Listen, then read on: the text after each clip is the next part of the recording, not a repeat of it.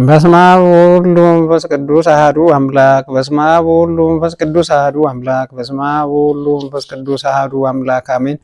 በክርስቶስ ክርስቲያን በወልድ ውሉድ በመንፈስ ቅዱስ መንፈሳውያን የተሰኛችሁ የእመቤታችን የቅድስት ድንግል ማርያም የአስራት የቃል ኪዳን ልጆች በወደደን ባከበረን በጌታችን በመድኃኒታችን ኢየሱስ ክርስቶስ ፍጹም ሰላም እንደያላችሁበት ሰዓት አቆጣጠር እንደምን አደራችሁ፣ እንደምን ዋላችሁ፣ እንደምን አመሻችሁ። አሜን። እግዚአብሔር አምላክ በቸርነቱ በምሕረቱ ጠብቆ እዚህ ሰዓት እዚህ ያደረሰን የአባቶቻችን አምላክ የእኛም አምላክ ስሙ ለዘላለም የተመሰገነ ይሁን። አሜን። እግዚአብሔር በቸርነቱ በምሕረቱ ጠብቆ ወርሃ መጋቢትን በሰላም አስፈጽሞ ወርሃ ሚያዝያን ደግሞ በሰላም አስጀምሮናልና እግዚአብሔር አምላክ ይህን ወር የበረከት ያድርግልን ዘንድ የሱ መልካም ፍቃድ ይልን። እግዚአብሔር ድንገት ይፈቅድልን። የሚያዝያ 2ን ስንክሳር ማንበብ እንጀምራለን። አምድ አምላክ በሚሆን በአብ ወወልድ ወመንፈስ ቅዱስ ስም ሚያዝያ 2 ቀን በዚች ቀን የሐሊባ ሀገር ሰው የከበረ አባት ስምዖን አረፈ። እግዚአብሔር በጸሎቱ ይማረን ለዘላለሙ አሜን።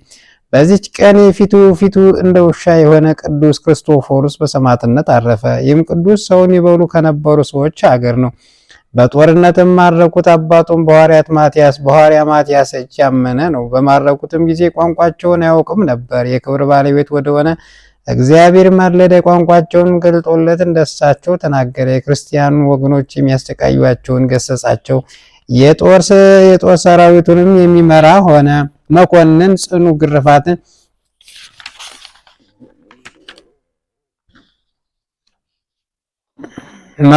ጽኑ ግርፋትን ገርፈው ቅዱሱን ክርስቶፎሮስን መኮንኑ የጌታ ክርስቶስን ትእዛዙን ኃይሌን ባትይዝልኝ ባታስታግሰኝ አንተንና ሰራዊትን እጄ ከኔ ባልዳናችሁም ነበር አለው። መኮንኑም ስለ እርሱ ወደ ንጉሱ ላከ። እርሱም የሆነውን ነገረው። ንጉሱም ወደ እርሱ እንዲያመጡት 200 ወታደሮችን ላከለት። እርሱም ያለ መፍራት ያለ ማፈግፈግ አብሯቸው ሄደ።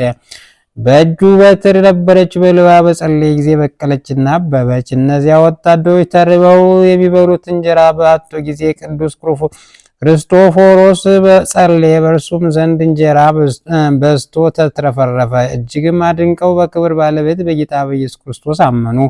ወደ አንጾኪያ ደርሰው በሊቀ ጳጳስ አባ ጳውሎስ እጅ የክርስትና ጥምቀትን ተጠመቁ። ወደ ንጉሥ ፊት በደረሰ ጊዜ ንጉሡ ዳኪዎስ ሊያስፈራራው ሊሸነግለው ጀመር። ደግሞም እጅግ መልከ መልካም የሆኑ 2 አመንዝራ ሴቶች ወደ እርሱ ሰደደ። ከእነርሳቸውም እንደሚያስቱትና በኃጢአት እንደሚጥሉት አስቧልና። እርሱ ግን ገሰጻቸው፣ አስተማራቸው። በክብር ባለቤት በጌታ በኢየሱስ ክርስቶስ አምነው በደማቸው ምስክር ሆኑ። እንዲሁም እነዛ 200 ወታደሮች በንጉሱ ፊት በክብር ባለቤት በጌታ በኢየሱስ ክርስቶስ ታመኑ። ራሶቻቸውንም በሰይፍ እንዲቆርጡ አዘዘ። የሰማዕትነትን አክሊል በመንግስተ ሰማያት ተቀበሉ።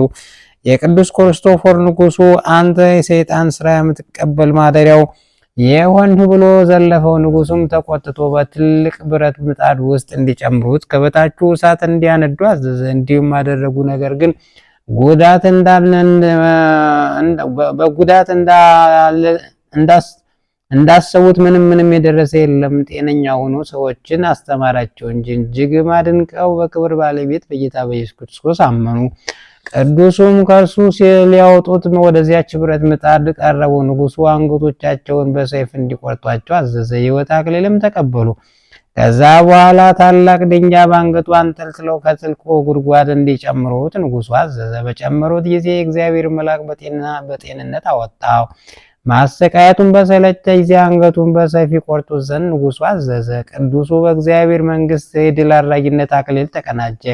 ጸሎቱ በረከቱ ከኛ ጋር ለዘላለሙ ትኑር አሜን። በዚች ቀን የቃይናን ልጅ የመላልኤል የዕረፍቱ መታሰቢያ ነው። መላልኤልም 135 ዓመት ኖረ፣ ያሬድንም ወለደ። መላልኤልም ያሬድን ከወለደ በኋላ 730 ዓመት ኖረ፣ ወንዶችና የሴቶች ልጆችን ወለደ። የመላልኤልም መላ ዘመኑ ሁሉ 895 ዓመት ነው። ይኸውም ሚያዝያ 2 ቀን በእሑድ ዕለት ሞተ።